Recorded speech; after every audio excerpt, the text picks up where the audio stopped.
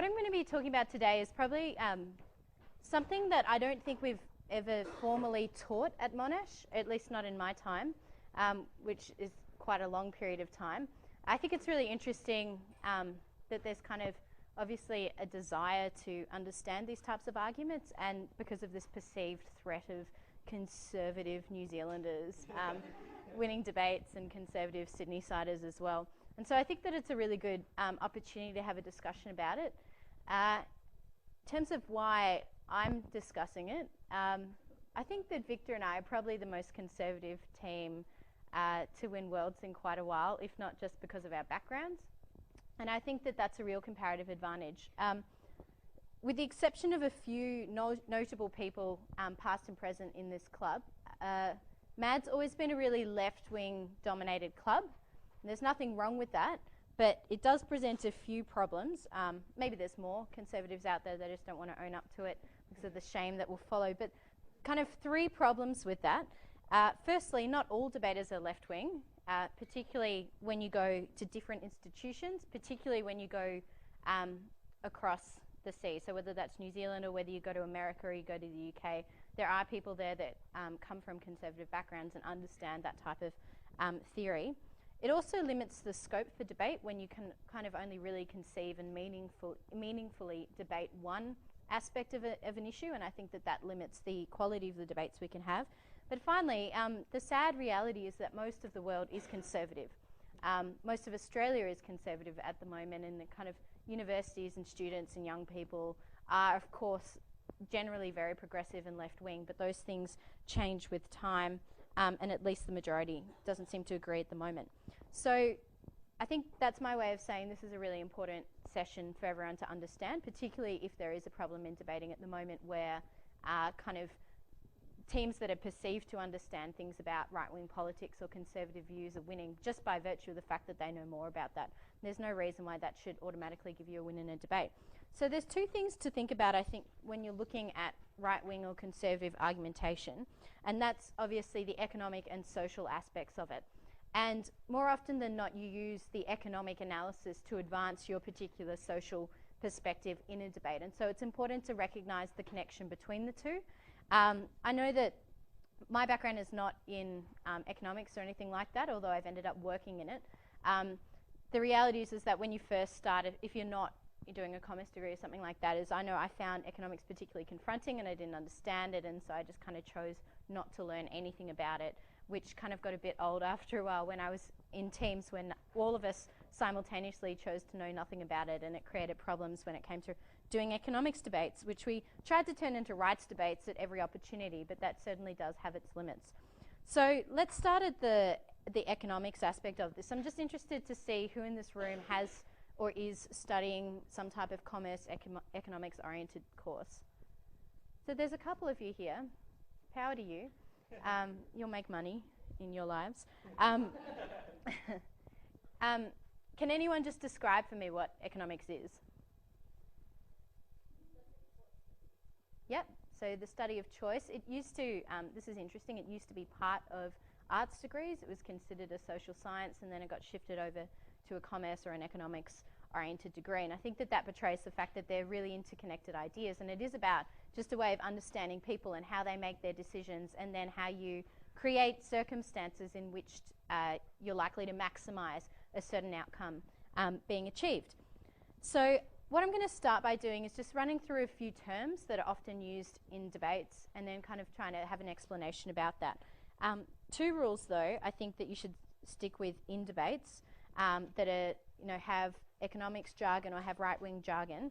Firstly, don't use terms that you don't know or understand.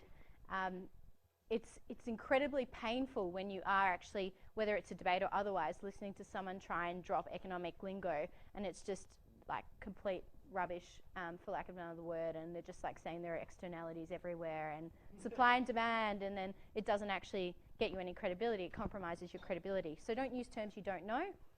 But secondly, if you are from a background or you do just understand what you're talking about, then you need to explain that to the audience.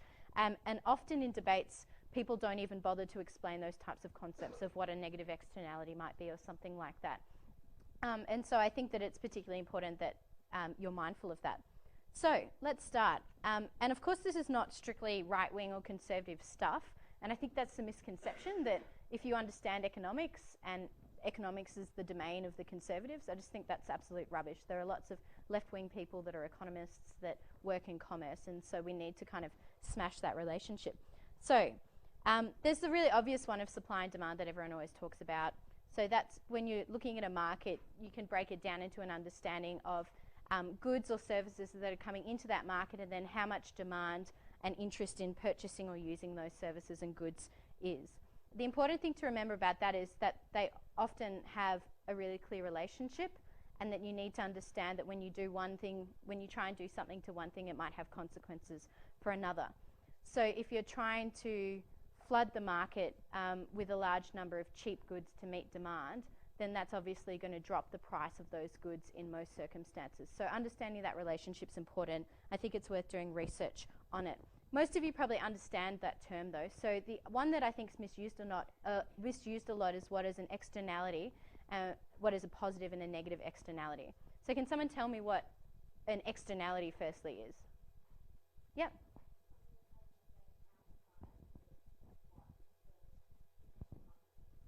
Yep. So kind of when you set about doing something in the context of a market, it's not the immediate consequence that you intended to happen. So then that can be positive or negative. So who can give me an example of a positive externality? Yep.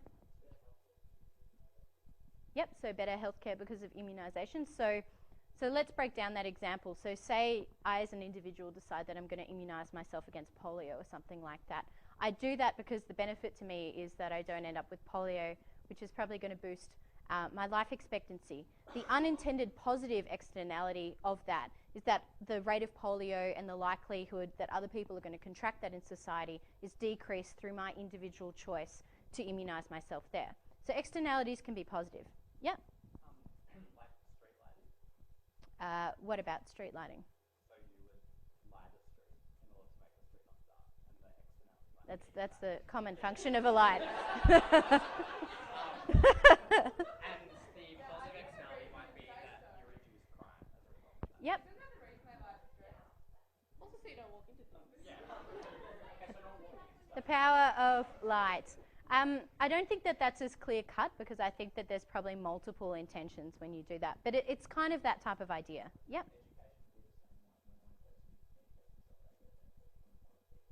Yep.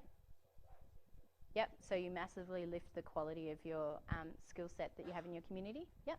In the, I guess, business sense, it could be like PR or the more esoteric stuff. So if Yep. you do something as a corporation, like for example, try and sell things at a cheaper rate or whatever, the potential, or like the outcome you want is to get more consumers, but there's potential that you also get like a branding benefit or whatever. Yep. So you might create some type of goodwill as a spin-off to that. So what's an example? What's the most common example of a negative externality that people talk about? Yeah. Oh, that's so awkward. Yeah, so the environment is the biggest thing that people talk about when they talk about a negative externality. And the point of an externality is that it adds or detracts from the value of the good or service, but that is not incorporated into the price of that good or service when that's offered to market. So that means that when you're a coal-fired plant and you're supplying electricity to Melburnians, the price of coal does not appropriately incorporate the negative externality and the effect that the environment, the negative effect on the environment. Likewise, maybe we don't appropriately price something like immunisation and recognise the other positive consequences that come from that. And this is just a way of explaining that just because we charge something for something doesn't mean that it incorporates all of the consequences and results that flow from that. So it's important to understand that. You use the idea of externalities in a debate to argue that something should be more or less expensive because of those types of things. So maybe immunisation should be less expensive, i.e. like it is in Australia where it's almost completely free, because of the positive externalities that come with that if you let the market price it, then it wouldn't appropriately capture those benefits. The flip side is obviously the debate with the carbon tax and those types of things. It's about putting artificially constructing a price that goes on top of something so that you capture the negative externality that flows from that. Okay, I should say if there are any questions as we go or comments people want to make, just go for it, shout out, stand up in your seats, get excited. So In terms of another thing that I wanted to talk about, it's perverse incentives. So can someone explain what a perverse incentive is? Yep.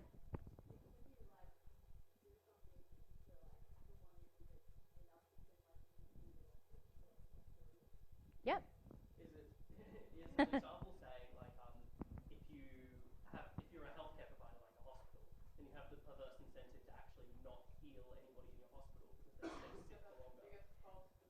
I guess it depends on what basis you're rewarded. Like if you're rewarded for having sick people in beds and there's not sufficient demand. I think maybe another example is use the example of the carbon tax, and this is one of the strongest criticisms the opposition or opponents of it have, that when Australia effectively says that it's going to start doing something about climate change, that the perverse incentive that creates is for our competitors to do nothing about climate change in order to expand and increase their comparative advantage over us.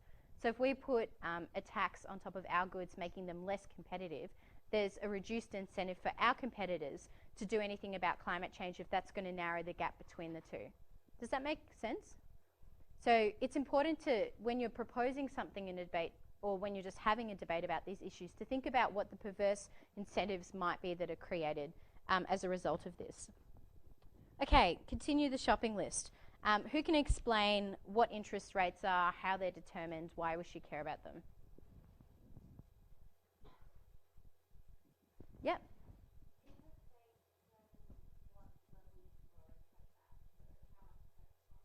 Yep.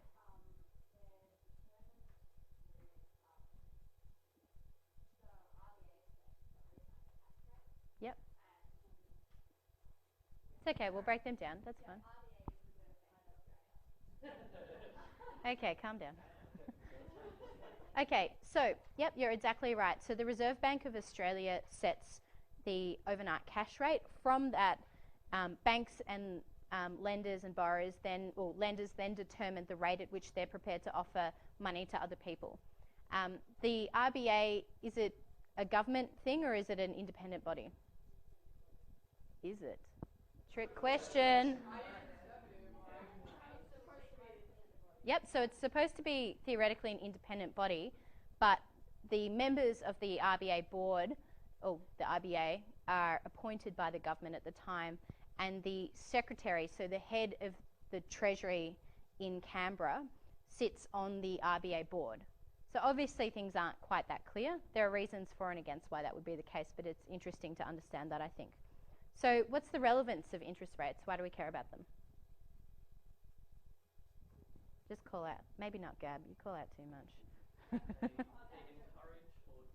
or disincentivize spending. Yep. So what does that mean? If you're an average person, why do I care about an interest rate? Why do people bitch about it? Yep. Yep.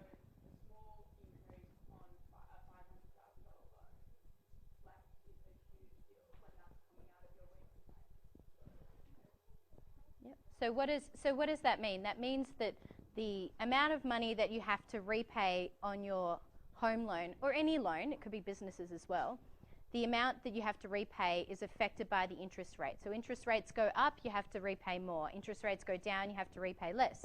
That's why it's such a kind of hot political issue, because obviously it affects the amount of money that you have in your pocket. Yeah.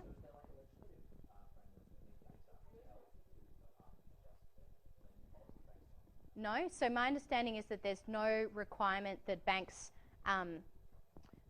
effectively respond to the changes in the interest rate, but can someone tell me why they might want to do that? Yep.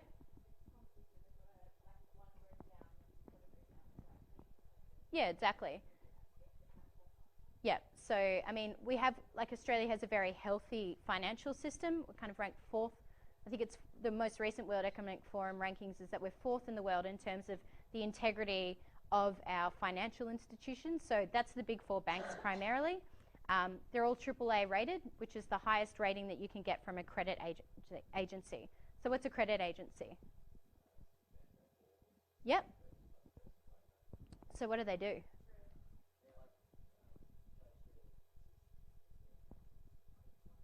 Yep.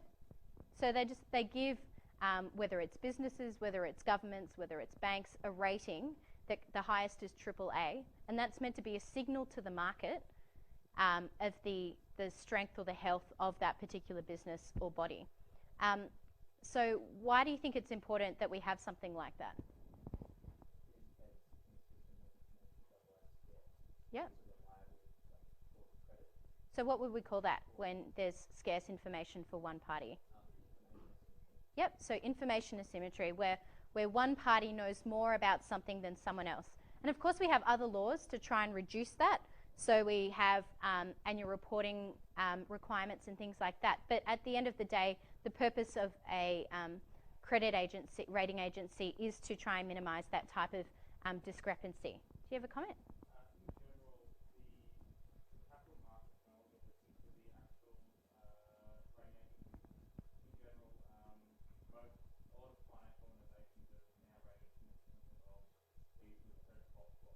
Yep.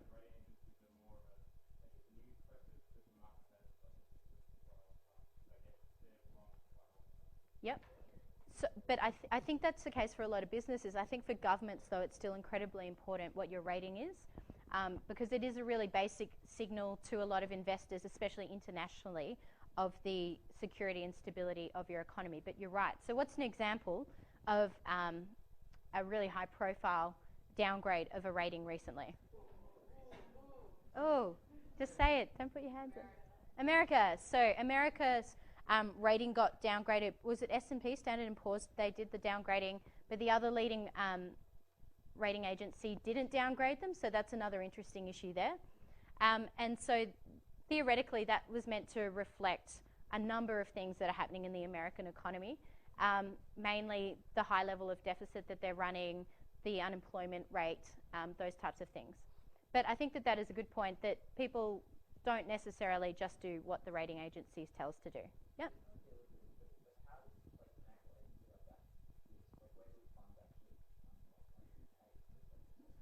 So, like all, yeah, well, do you want to answer it?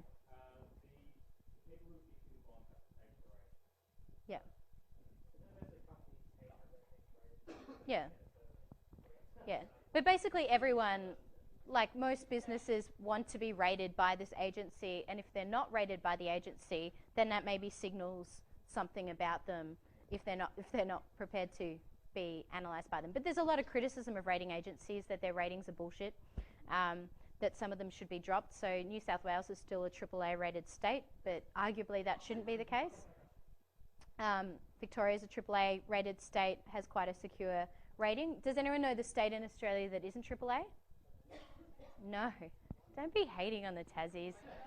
Yeah, Queensland. Yeah, so Queensland had their rating downgraded following the floods. So tough break. Okay.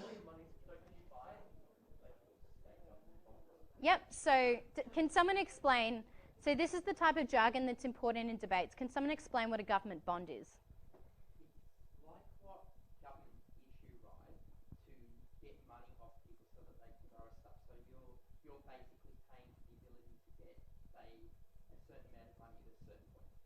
Yep.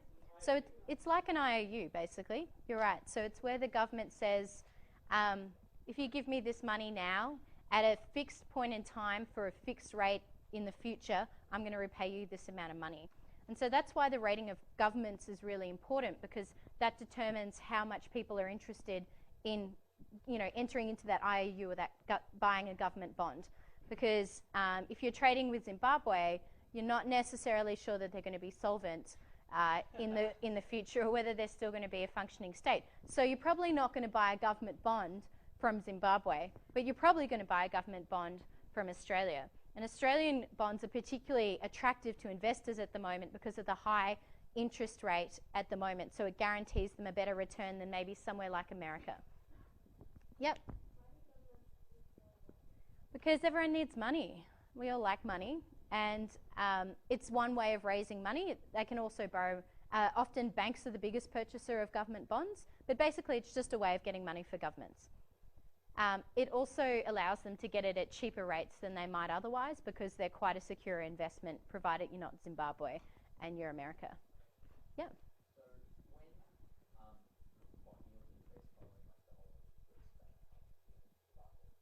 when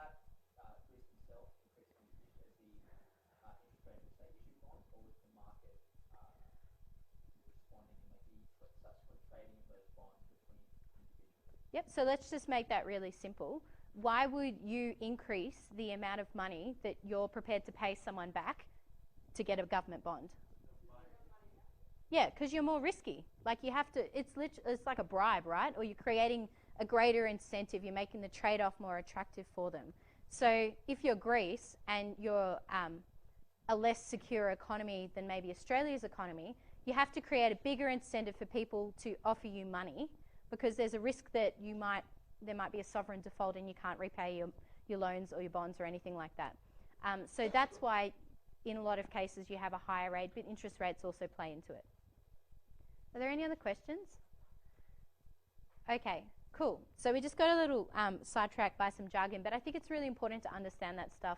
I remember when I first heard government bonds, I for a couple of debates pretended that I knew what they were until it became really obvious that I had no idea, and it was really embarrassing and went down in a blaze of glory. So we've covered interest rates. Does anyone know whether interest rates are high or low in Australia at the moment? Yep, so that's a good answer. So they're still quite low relative to what they have been in the past, but they're incredibly high compared to somewhere like America or most of the West. Can anyone tell me about the Australian dollar, whether that's high or low? Of course, because you all shop at ASOS, and so you all know how expensive it is to buy stuff. So why is the Australian dollar high at the moment? So what, it's like $1, was it $1.06 most recently against the American? Yep. So why is it high? Yes, but what does that mean? Okay, we sell shiny rocks. Pardon, sorry?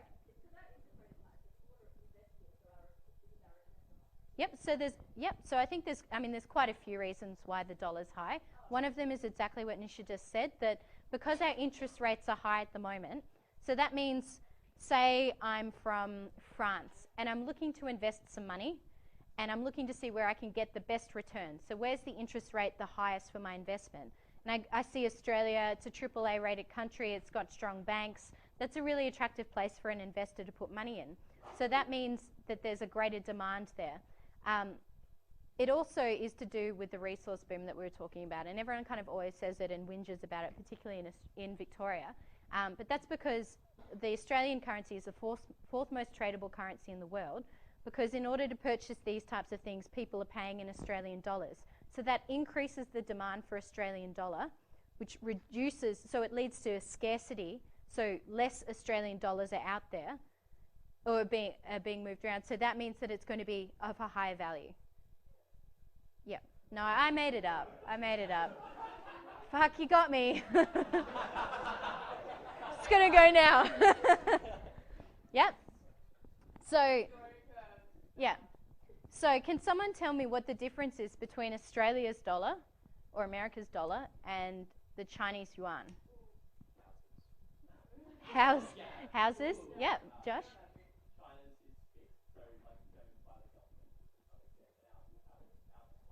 Yep. It's a fixed float, so it's not, so basically, tricky. Gab was like ready to lay a smackdown if someone didn't make that clear.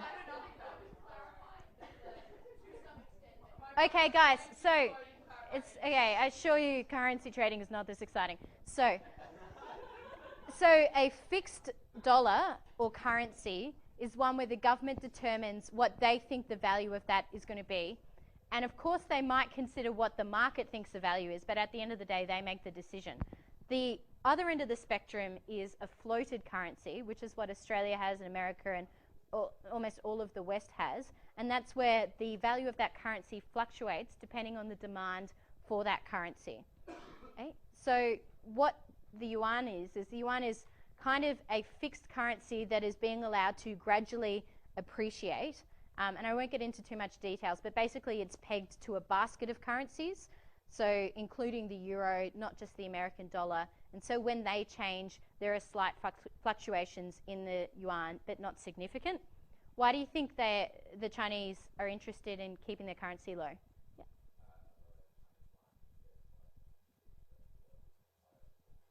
Yep, so they're cheaper because I've made a pen, I want to sell that pen on the market, I'm able to sell it for less than what an Australian pen would be. Of course, there's lots of reasons why it's cheaper, but the currency is definitely one of those things. And if you're an export-led economy, then that's going to be particularly relevant how attractive your products are to the market. The interesting thing, I think, when you're thinking about currencies, and especially in terms of floating currencies, is that almost all countries have at one stage or another had a fixed currency, or all countries have had fixed currencies. Australia has had a fixed currency for precisely the same reason that countries like China have a fixed currency, or Vietnam. It's in order to make its exports more attractive. So can anyone tell me what the big export was that we were looking to make to maximize the competitiveness of when we were exporting? Yep. Pardon? Yep, wool. So what's more broad than that? Agriculture. Yeah. You're right. But I think agriculture is the main reason. So wool, beef, any type of food and that. And so that's why you hear people talking about like Australia riding off the sheep's back and that type of stuff. Well, you know that there's actually more sheep in Australia than in New Zealand, but on a per capita basis. Oh, of course you got the answer, Gab. No, it's true. So it's interesting to keep in mind. I love you too. So it's important to keep that in context. Okay, the final thing, and the relevance of your currency is it determines how well and easily you can buy things or you can repay debts that you might have. Yep.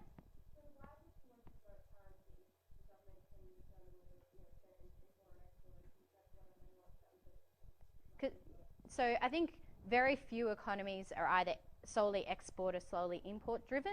And one of the challenges of being an export driven economy is that you're almost entirely, your success is dependent on the desire of others to purchase your goods. And the other thing about China is that they're building up their own domestic consumer base. So there are more people in China that are looking to buy things. And so if they're looking to buy, for example, steel from Australia, but their currency is worth less than it might otherwise be, that means that they have to pay more of their currency to purchase a piece of steel. I don't know what quantity a piece of steel comes in. Like a stick of steel. I don't know. A ton is whatever, a ton. Stick of steel. So does that make sense? So if their yuan was actually worth 75 US cents, then that would mean that they could purchase more steel than they would otherwise. So it's about purchasing power. Yep. So one of the challenges China is facing is transitioning to that kind of domestic consumption and that type of market. So they would consider. Yeah. I mean, and that's the end point for all economies. They end up floating. Are there any questions about that? Okay. I'm sorry, it's really jargon heavy at the moment. So those are the kind of main things that I wanted to talk about. And if you understand those terms, then which are all based around this supply and demand issue, then you can understand a lot of issues much better. So the most obvious example is understanding the first global financial crisis and why that might have come about.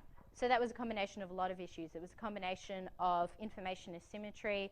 It was to do with credit rating agencies. It was to do with, well, just general business practices that might not have been as conscionable as we would have liked. It has to do with interest rates. So all of these issues tap into debates. And as I found out the hard way, if you don't understand these concepts, then there is no possible way you can have a debate. I've tried to make the global financial crisis debate about rights, but it just didn't go beyond like half a speech. So it's definitely important to understand those things. I don't want to get too bogged down into an economics discussion though, because that's, I mean, obviously it's not just a right-wing thing, but often the misconception is that that's the case. So I think it's important to understand that. And New Zealand debaters are really good at understanding how markets work, because they generally all come from backgrounds where they've got quite financially conservative families and environments. Yep.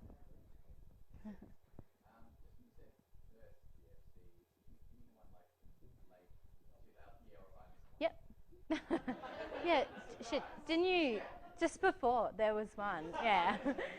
So when I mean the first GFC, Mark II, I think is what they're calling it. Yeah, so the first GFC was what happened in America with the housing bubble bursting and the subprime mortgage crisis that then flowed on and issues with banks and things like that. GFC Mark II, which is what everyone's calling it now, is actually the sovereign debt crisis. So that's what's happening in Greece, Italy, Portugal, Spain, Ireland, potentially France. Like the whole thing's going to the Scheisenhausen. And so the first one was about businesses not having enough money to be ongoing concerns, so to continue to operate in a solvent way. So they had enough money to repay their debts. So what did we do? We bailed out the businesses, and so governments took on quite a bit of debt. That's not just the reason why we're looking at a second GFC, but that's part of the reason. Now this is about the ability of countries to repay their loans. And so like the discussion is about Greece. And I remember when the topic used to be, should Greece default or not? Now the debate is, how should we get Greece to default in the most productive way so that we can get our money back? Okay, like that's not a debate anymore. They're going to default. It's just a matter of when and what we can get out of them. And so my suggestion would be to understand in particular the sovereign debt crisis that's happening, to look at Italy, to look at Greece, to understand maybe how some things were avoided in Spain and Portugal, and in particularly Ireland. And so like the issue is that Germans are getting really pissed off that they have to bail out the lazy Greeks who they think haven't worked a hard day in their life. And I'm not offering any commentary on the particular strengths of countries and how hard they might work. But I think Greek voters might have a point. So moving on from that, those are some terms that I think you should understand. There was an important question before that was basically saying, well, why is it good that you're more exposed to the outside world, to the global market? You know, why shouldn't we fix our dollars? Another thing is, why shouldn't we subsidize particular sectors to a large extent? Why we shouldn't have protectionist measures and restrict the amount of imports from other countries in order to make our sectors more competitive. Can anyone tell me why they think, and that process is trade liberalization, why is trade liberalization good? Yep. Oh. Yep. So that's one reason, because other countries will put up barriers. Yep. Yep. Yep, that's a good question. Thanks for pulling me up on that. So protectionism is where you introduce barriers that make goods or services from other countries less attractive to your consumers. So an example, really great example is the Malaysian car industry. So everyone knows about that great car called the Proton that's highly competitive. The Proton is incredibly subsidized in Malaysia. The production of it, so can you just be quiet, please? The production of it, there's lots of subsidies that are given out to car manufacturers to make it more profitable so that it can compete with the Toyotas, with the General Motors cars and things like that. So that's a protectionist measure would be to reduce the amount of imports or to stop the imports of other cars into Malaysia so that people are more likely to buy a Proton. And I have driven in a Proton once, and it was like a souped up lawnmower. So that's the lesson to learn from protectionism. Trade liberalization is just the opposite scenario. That's where you decrease those types of barriers to other people selling things in your market and purchasing things as well. It can go both ways, but it's normally about selling. Okay, so one of the reasons is because other people will just put up retaliatory barriers, so they'll protect themselves as backlash against what you're doing. What's another reason? Yep. Countries have the capacity to shift around their resources. It's more efficient to reduce the trade barriers. Yep. So can you explain that a bit more? Yeah, so for example, in Australia, when we gave up on a lot of our manufacturing industry, it's because we have the ability to shift those workers into the services sector, for Yep. example. So it's a better allocation of resources to have them Yep. there rather than just directing trade barriers to protect Yep. inefficiency. So instead of giving lots of money to maybe the car manufacturing sector, we instead recognise that we can transition people that work in that area to another part of the economy. And that's because we have a really highly skilled workforce, we have great training, and we have really strong tertiary institutions. Yep. It gives you potentially more financial reward because you might get cheaper goods for your own consumers, which is good because imports could be cheaper, but also it opens you up to a whole lot of markets for products, Yep. which you would not otherwise be able to do. So it goes both ways. So I can buy cheaper stuff from China because there are less barriers there, but at the same time, I'm more likely, and this is touching on what Beaver said before, I'm more likely to be able to sell some of my products, like sticks of steel, to the Chinese economy. Yep, did you have a comment back?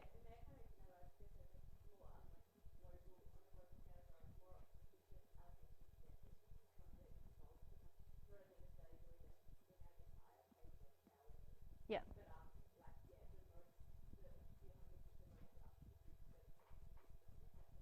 Yep. So does anyone know what we call the process where countries and markets focus on what they're naturally good at? Yep, so comparative advantage. So Victoria has a highly educated workforce. It's quite sophisticated, it's mobile, it's dynamic. One of our comparative advantages is therefore in the service sector. So something like financial services, which require having high levels of education qualification. What's something that maybe Australia or Victoria isn't going to have a comparative advantage in? Yeah. So manufacturing, well, yeah, that's because we don't have resources. Yeah. But yeah, so cheap labour, so manufacturing is a really good example there. So low-skilled manufacturing. High-skilled manufacturing it can be entirely plausible that Victoria would be really good at it, and it is quite good at it, but low-skilled in particular. And that's because we have really high wages for our workers relative to other countries like China and Vietnam, who pay their employees less, and therefore they can charge less for their products. Okay, so does that bit make sense? So the point of trade liberalisation is that everyone, in the most efficient way possible, focuses on what they can do best. And then because you don't have barriers erected theoretically, that means that goods and services can flow easily. And so that means you don't have to produce everything because you can buy it from somewhere else and vice versa. What's reality like, though? Do we live in a really liberalised world? No. It was a trick question. But you're right. I mean, it's kind of like, so what areas are protected? Can you give examples of Australian economies that are protected? Sectors? Cars? Yep. What else? Pardon? Bananas? Yep. Textiles? Yep, so drugs. I think that's slightly less protected than maybe something like cars. Yep. Previously, apples. So we wouldn't allow the import of New Zealand apples. Anything else? Yeah. So, I mean, Australia, agriculture is kind of the most protected species, and it is in most countries. And I think that's partly to do with an inherent fear about food security. It also reflects the fact that agricultural lobbies are incredibly powerful most of the time, and you just have to look at America. So when you have big trade negotiations across the world, through the WTO, so the World Trade Organization, often agriculture is never really discussed because it's never going to be, or at least now, it's not something that's negotiable. Okay, yep. So I think partly it's food security. So people still want to ensure that their countries have enough food or stockpiles to feed their own. I think that's maybe one less conscious thing. Yep.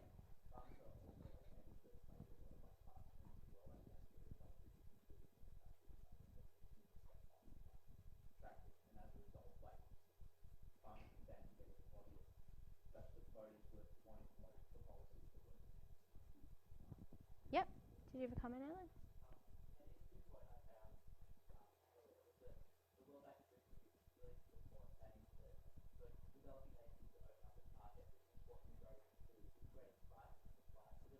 Yeah. Yeah. Yeah. I think that's a really interesting point. I think another reason is just because of the powerful, well-established nature of the agricultural lobbies. Like they're the oldest trade. Well, no, okay, that's meant to be prostitution. But I feel that they can operate concurrently.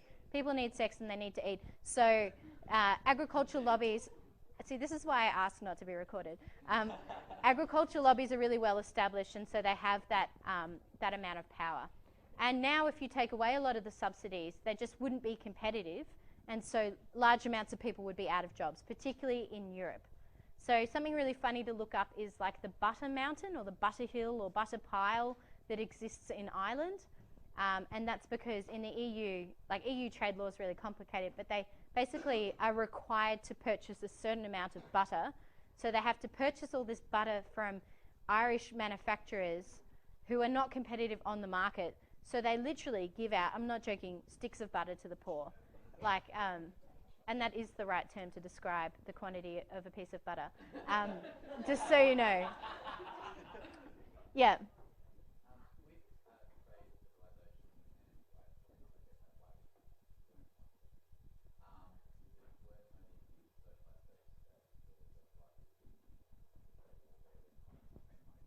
Yep. Yep, so that's a really good point. So another reason why we want to work towards trade liberalisation is, even if it didn't have all of these economic efficiency benefits and things like that, is because it means that you're less likely to have conflict. So the most famous example I can think of is the founding body of the European Union, which was the European Coal and Steel Community, which was set up following the Second World War between a few of the current EU members, and it was designed to create such interdependence between the respective economies that you were less likely to have something like World War II and World War I happen again. It's also kind of, people also talk about the Golden Arches theory, which is like literally McDonald's. So countries that have McDonald's in them are less likely to go to war. That's probably less powerful of a case now because of like rampant globalization that has meant everywhere has McDonald's except for Botswana, which has KFC. And that KFC sells Coke, which is something that KFCs in Australia are not allowed to do. Just as an interesting little side, in case you're in Botswana and you want to purchase Pepsi and McDonald's. Sorry, what? Yeah, thanks, mate.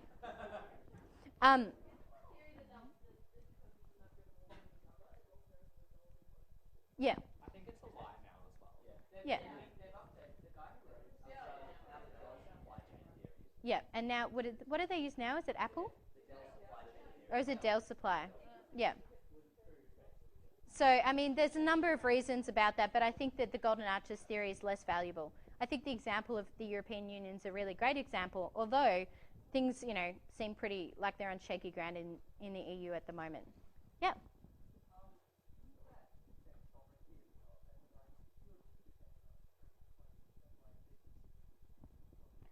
Yep, definitely. So can we think of an example, like quite a high-profile example, of where a country has a significant stake in another country, and should they wish to use their powers, could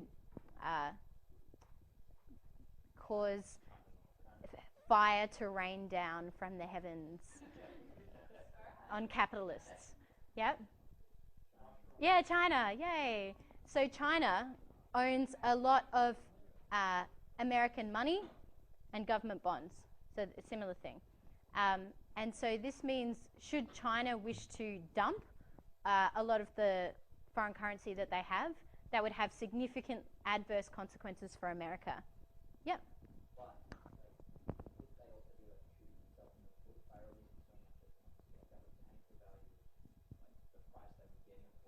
Yeah.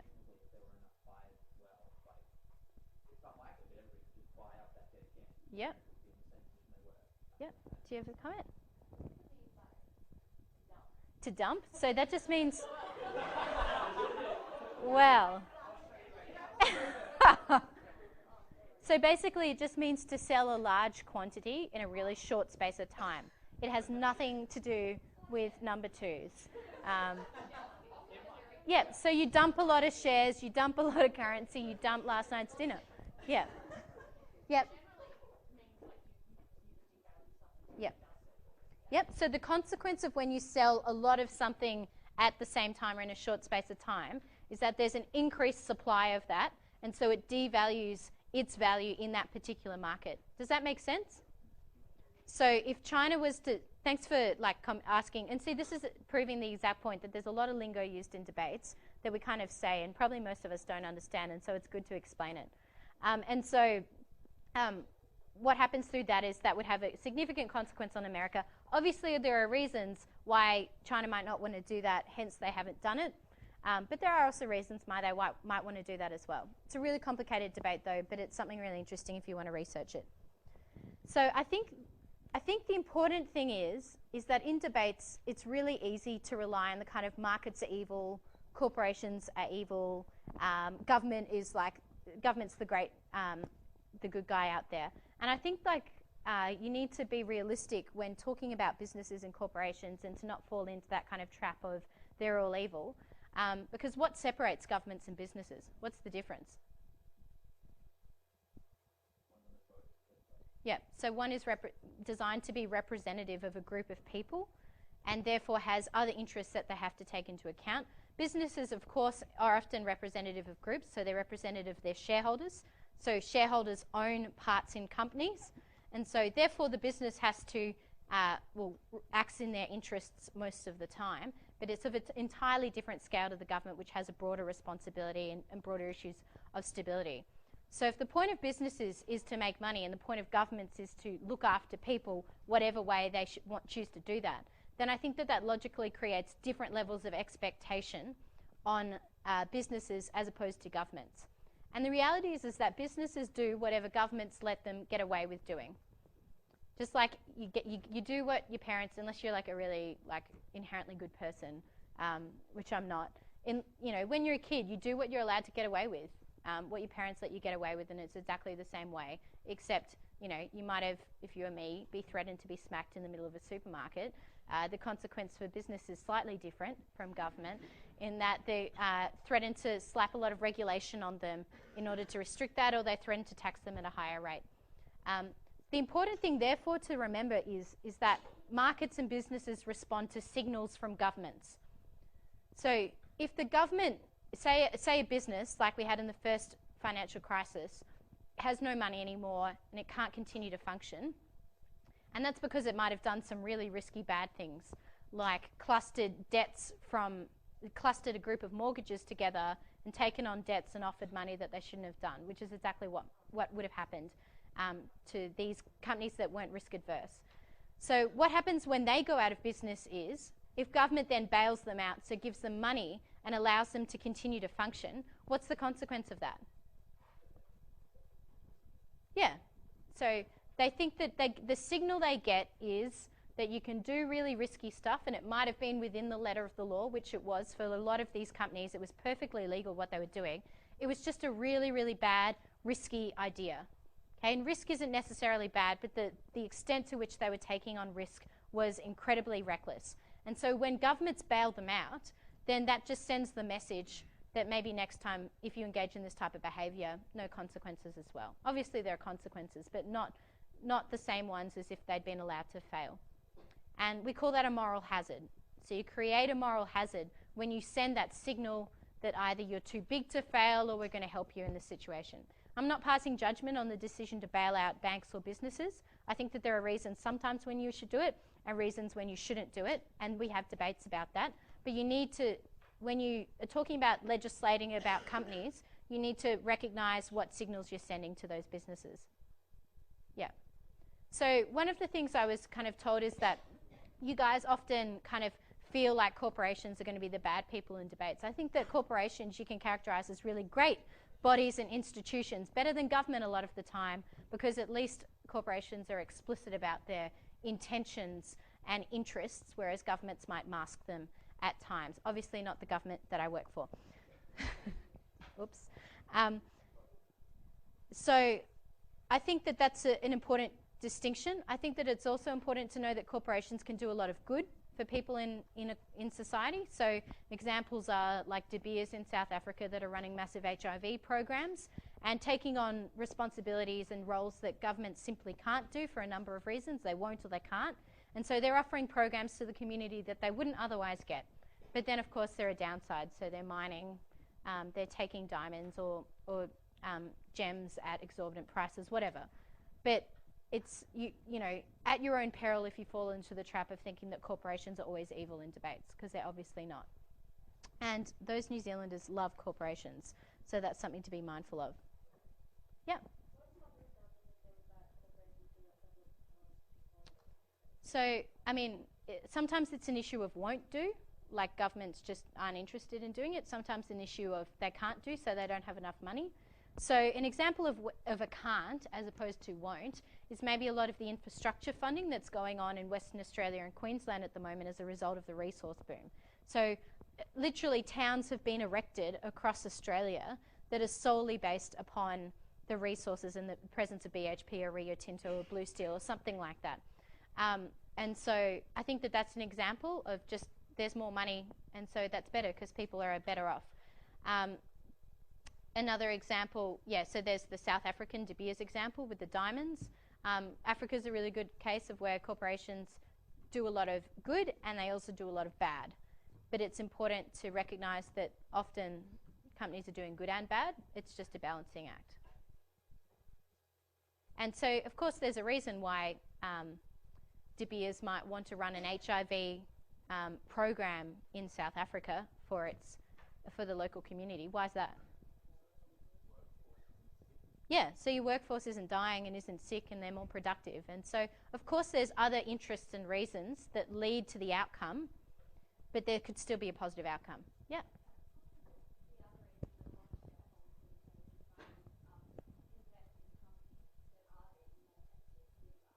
Yep.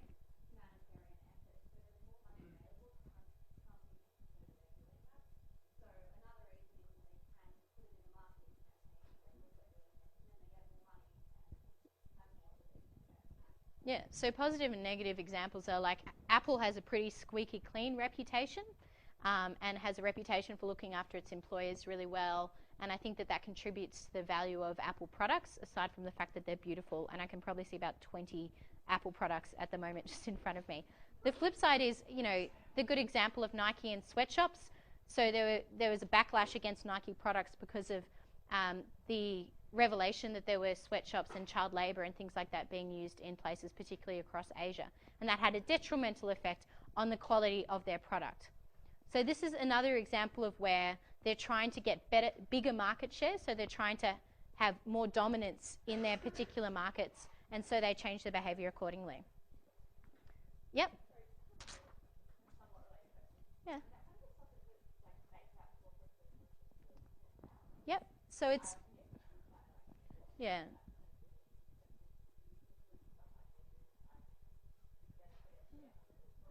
I think corporate social responsibility debates are pretty messy. I think the term's pretty messy.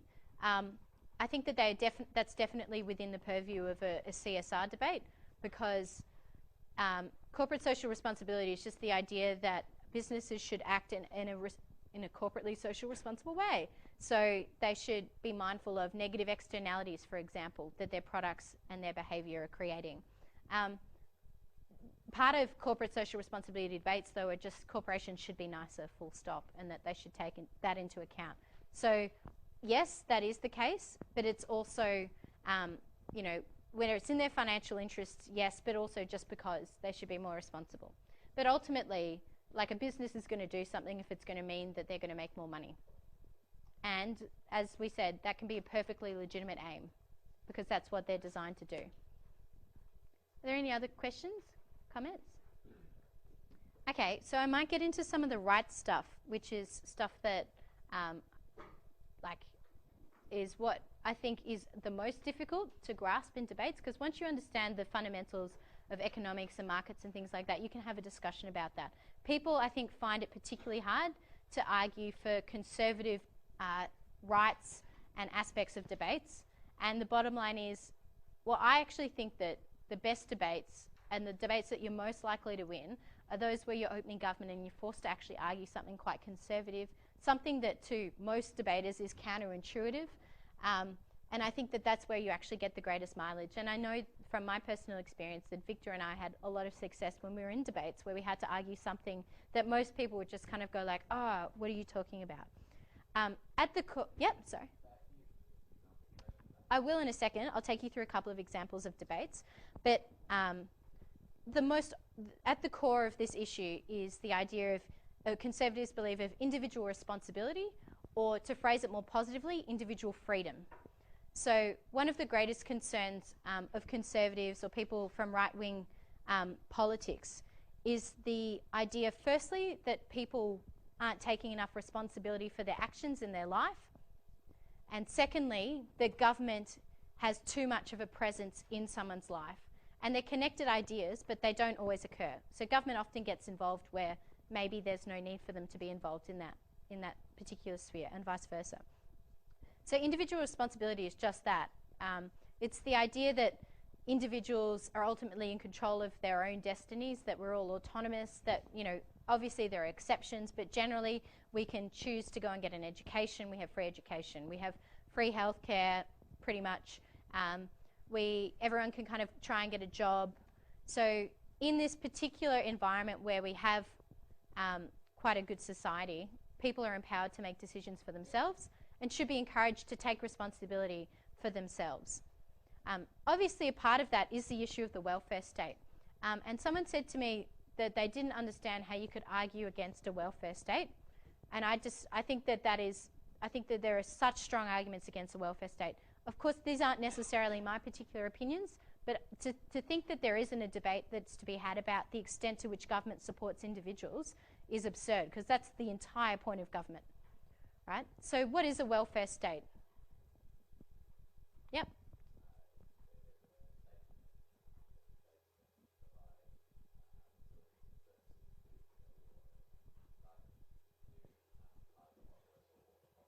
Yep, so safety net's the word. You're absolutely right that you often hear. It's kind of the idea that you catch people once they get below a certain level. We live in a country where that safety net is not negotiable, and at least for the foreseeable future, I can't imagine Australia ever getting rid of a safety net. I think that we've developed and become a better country as a result of that. The question, though, is where do you have that net? What level is that net? Who does that net apply to? So something really basic like public housing. Okay, we believe that everyone needs shelter, and we understand that. And we believe that the government should help people out where they can't do that themselves. But the contentious question is, at what point and what income threshold and what elements do you have to satisfy to be eligible for public housing? The same goes, I'm trying to think, for like family tax benefits, for the first home buyers grant, which has arguably got nothing really to do with a safety net. That's about trying to encourage individuals and empower individuals to purchase a home, like a McMansion. Yep.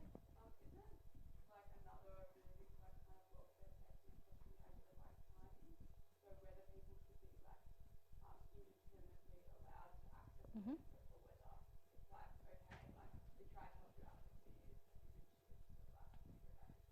Yep.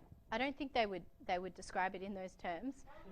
Go fucking figure it out, guys. Like, shit. But you're right. And I think the point there is contingent funding.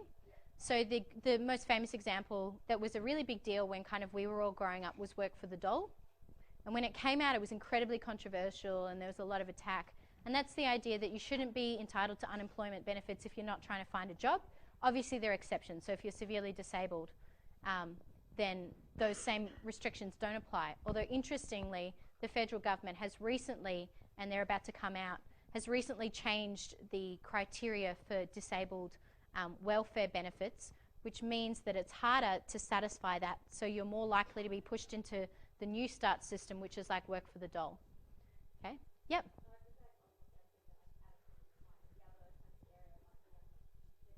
Yep. Yep.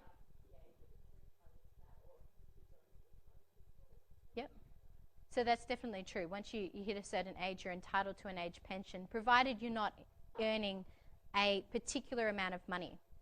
And why do we think we have age pensions? You just call out. It's fine. Yeah. Yeah. Yeah, it's a reward, so you've paid your taxes for a long time, you're entitled to that. Although you're still entitled to an age pension if you haven't worked a day in your life, if you satisfy particular things. It's also to recognise that, you know, we believe in a certain quality of living.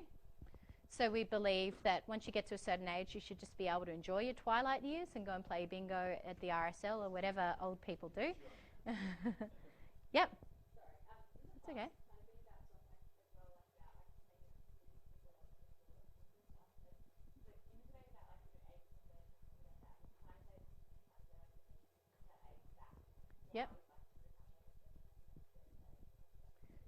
Yep. So that happened I think it was 2 budgets ago now, where the federal government increased the retirement age, so the point at which you could access the age pension. That was for precisely that reason, because instead of having an oversupply of labour in the market, as people get older and they're leaving the labour force, we actually need more people to support them. So that's just the ageing population.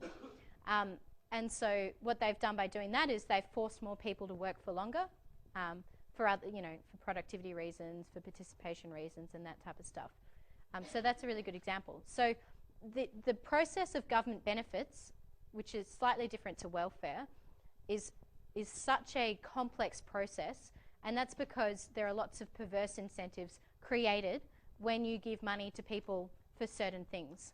So sometimes there are intentional consequences. So the baby bonus was intended to have people breed more. I guess the unintended consequence was the spike in plasma purchasing, which is actually correct. So when they introduced the baby bonus, which was probably when you were all quite young, so it's like $7,000. Little tip, costs more than $7,000 to raise a child, but that was kind of lost on a few people. So there was a spike in the amount of births in order to get the baby bonus. Simultaneously, there was a spike in plasma screen purchases. So make of that what you will, but it's proven now that a lot of people took that bonus and then went to buy something. Another example of an unintended consequence of government funding is the $900 Kevin Rudd bonus that we got in the GFC. So who got that? Oh, you're too young. Yep. So lots of people under a certain income threshold, mostly students, got $900 from Kevin Rudd, no questions asked. What was the problem with that policy? Pardon? Yep, so how did we spend it? Alcohol. No, it would be fine if we'd spent it on alcohol. Yep, so we all took it and pissed off on a holiday. I went to Thailand. It was great. I had lots of fun. I did nothing to help Australia's economy. I didn't even fly Qantas. I flew Air Asia. The taxi to the airport was the greatest use. Pardon? Maybe Macca's. Probably bought Macca's and $50 worth of alcohol. So that's what the Australian economy got back from the $900 cash injection. And cash injections with no strings attached are notoriously ineffective. And so what happens is it's called leakage. So that's where a large amount of it doesn't. Okay, that's not funny. Leakage is not a funny word. Maybe you have some problems. Sorry. So another example of leakage is HEX. So most of us would have a HEX debt. Tell you it's an absolute bitch when you have to start paying it off. But the consequence with HEX is if you die, you obviously don't pay it off. If you move overseas, you don't pay off your HEX. So lots of people study. Yeah, you're about to do it. I can see you. Lots of people study and then they move overseas and never repay the debt. And that lost money is called leakage. Ha ha ha. The thing... Get a nappy. So that happens to an extent. I think it's about 10 or 20% with HEX debt. That happened to a much more significant extent with those types of cash benefits. So when you're having debates about welfare, you have to consider need and you have to consider what type of perverse incentives you're creating. So what's the perverse incentive of just having an unemployment benefit? Yeah, so why would you work? There's lots of reasons why people would work, and that's not to say that people didn't and don't, but there are still people that are going to be happy to live a life on that particular handout.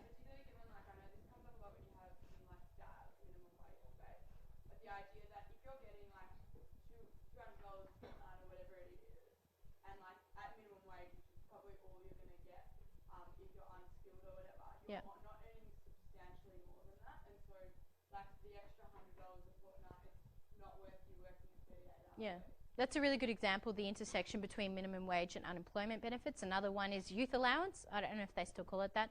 So youth allowance payments, if you work over a certain amount of time, it's not worth it, so you just kind of don't work as much as you would otherwise because you can get money from the government. So youth allowance is commonly regarded as quite an inefficient mechanism for government, and it leads to a lot of wastage. Yeah.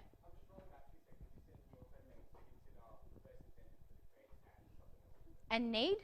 So obviously, at the base of all of this is need. And just because you're arguing against a particular benefit doesn't make you a bad person.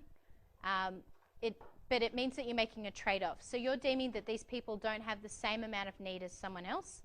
And this debate is the debate about welfare, and particularly middle-class welfare, is only going to become more prominent as countries have less and less money. So when you have a limited amount of pool, should you not prioritise maybe that money to the most disadvantaged, as opposed to a family that has 2 cars, has a mortgage, gets a first home buyer's grant? Yep. Yeah, so that's just what I was going to say. Should you frame then if you're against welfare benefits as almost like a scarcity of resources? Totally. Argument, or is that too inconsistent with the whole being conservative? No, it's not at all. And that's one of the hallmarks of conservatives, right? Like that kind of financial conservatism, that concern about debt, that concern about scarcity of resources. But there's also, at the end of the day, you want to create incentives for individuals to act in a productive way. And so Work for the Dole is trying to create a positive incentive for people to go out and get jobs. Tightening of the disability pension is about trying to encourage more disabled people back into the workforce so that they can be productive members. But of course there are downsides to that as well. And so don't think that just because you're defending a tax or basically the eradication of particular tax breaks, that doesn't mean that it's a bad thing. And that's where you go back to this individual responsibility thing. You know, individuals have a responsibility to go out and get a job and to be a productive member of society and contribute tax to that society from which they draw benefit. And that's perfectly legitimate. Are there any other questions about that? Okay, so I guess the important thing to remember in these debates is firstly that corporations aren't always evil. They can be, obviously, but so can governments, and that's something relevant. Secondly, don't use lingo that you don't understand. Thirdly, where you do use lingo, and hopefully you understand it, you explain that lingo. And often adjudicators will be quite appreciative of that, particularly if you're having a debate about like sovereign debt crisis or floating particular currencies. Like those debates are complicated at the best of times, especially when you've got, 8 speeches of 7-minute lengths with points of information. Like that's just a recipe for a cluster F. Try not to swear on record.